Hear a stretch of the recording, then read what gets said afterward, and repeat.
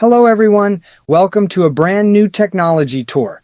OpenAI has announced on its official podcast that it will unveil its new model, GPT-5, this summer. But before that, it unexpectedly launched the O3 Pro model. The most striking part? Its price is 80% cheaper compared to previous models, and this model stands out as a reasoning model. In tests, it reportedly outperformed rivals like Google and Anthropic. So where will we use O3 Pro? Primarily in technical fields like math, science, and software development. According to OpenAI, this model is now much more reliable and significantly more performant in those areas. It even delivered successful results on PhD-level math and science questions. It's designed for long-form, sustained reasoning. Additionally, it supports tools like web browsing and data analysis. But beware, image generation and canvas features are not available in this model. For now, it's only accessible to ChatGPT Pro and Team users. But it will be available to enterprise and educational accounts soon. Test results show that O3 Pro is significantly smarter than both its predecessor and other cutting-edge models in the market. The most surprising part is that despite all these advancements, its price remains quite affordable. Recently, we mentioned that Meta had launched its own artificial superintelligence lab. Scale AI acquired a 49% stake in this lab and brought over its founder, Alexander Wang, to lead the team.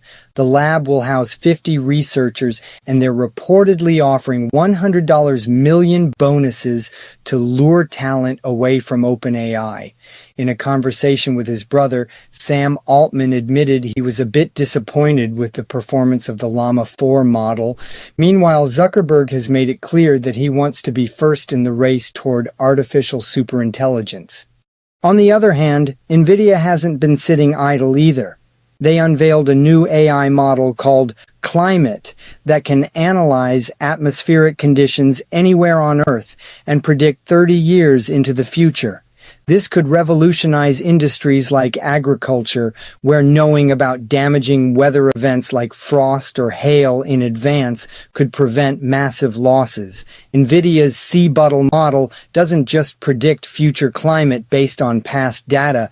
It reconstructs the past and uses that to simulate future scenarios. It leverages dozens of parameters like satellite imagery, sea surface temperatures, wind, humidity, and atmospheric pressure. It's thousands of times faster and more energy efficient than traditional methods. This model can even digitally recreate weather conditions from the 1990s with high resolution. We now use AI not only to predict the future, but also to understand the past more clearly. Now let's talk about the growing tension between Microsoft and OpenAI. OpenAI executives are considering legal action against Microsoft, accusing them of anti-competitive behavior. OpenAI recently acquired Windsurf for $3 billion, but is unwilling to share it with Microsoft, fearing they might use it to gain an unfair advantage. The core issue here is control over AI technologies, OpenAI's independence, and how the company will be governed in the future. Microsoft currently has significant influence over OpenAI's infrastructure. Since 2019, Microsoft has invested billions in OpenAI and integrated all of its innovations into Azure. But this arrangement is starting to limit OpenAI's growth. For instance, they want to transition into a for-profit company, but that requires Microsoft's approval. OpenAI claims Microsoft is suppressing competition and sabotaging their independence.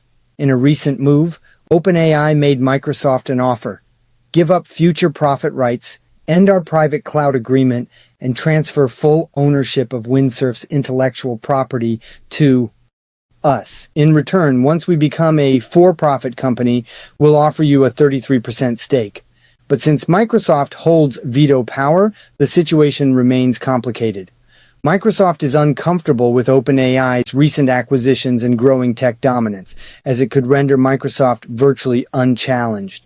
OpenAI, on the other hand, accuses Microsoft of monopolistic behavior and trying to control the future of AI.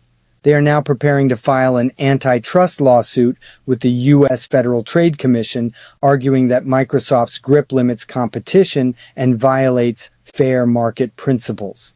Meanwhile, Microsoft is exploring alternatives. They've started using Google Cloud services. OpenAI no longer wants to depend solely on Microsoft. Back to Nvidia. CEO Jensen Huang publicly disagreed with Anthropic CEO Dario Amade's prediction that 50% of jobs would soon be automated.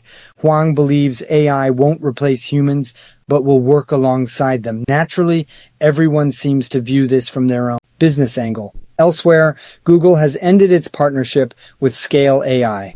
The New York State Senate recently passed a law requiring AI developers to publish safety plans and risk assessments to mitigate future harm. Companies must now share not just the benefits, but also the potential risks of their AI systems. McKinsey's latest report introduced what they call the Gen AI paradox. While around 80% of companies are using AI, it hasn't translated into proportional profits. Why? Because they haven't restructured their workflows around AI agents. McKinsey emphasizes that true transformation will happen only when organizations embed AI into their core operations. And lastly, Google DeepMind premiered the first film of an AI-powered short film trilogy at the Tribeca Film Festival. The film, titled Ancestra, was produced using both live-action footage and Google's VO video generation model. It tells the story of a mother and her child born with a hole in their heart. This is the first in a 3-part series and was met with great interest. LinkedIn founder Reid Hoffman also shared some valuable advice on X. Instead of trying to protect our careers from AI, he says we should figure out how to use it to our advantage. He recommends dynamic, short-term career planning. Think 6 months at a time rather than 5 years. Build your network and value human connections, because even in an AI-driven world, we'll still be working with people. In short, those who understand AI, adapt to it, and learn to create with it will gain a real advantage in the coming era. We'll be back with even more updates in the next episode. Hope you found this one useful. Until the next technology tour, stay safe and stay curious.